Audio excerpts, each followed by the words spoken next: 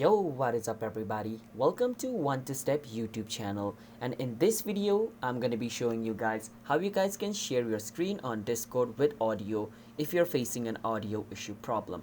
So the first thing is, if you stream like this, like by joining a voice channel and then clicking on screen and then sharing a random screen like this, clicking on go live, then basically you are gonna stream, but you're only gonna stream your screen.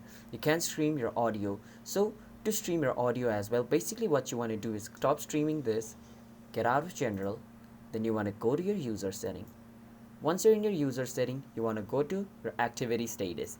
Once you're in your activity status, you want to click on edit. Once you're in edit, you want to add the screen which you want to share along with your sound. So I want to share my Google Chrome screen along with my sound. So I'm going to click on Google Chrome and click on add game and turn this on over here. Once this is on, if I go back, I can see this over here on my screen called Google Chrome. Now I can go to general and start sharing this Google Chrome screen by clicking on stream Google Chrome. And as you guys can see, what's your streaming Google Chrome as well. And once you click on go live, now let me open my Google Chrome real quick.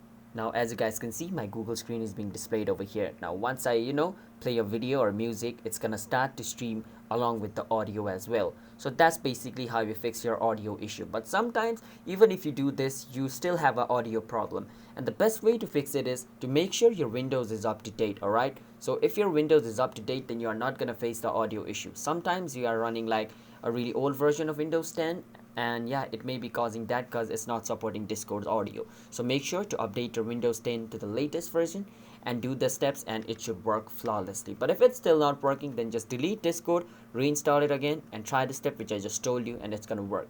So that's basically how you fix your audio issue in Discord. So if you guys have any question related with this video, drop it down in the comment. I'll get to it as soon as possible and help you guys with it.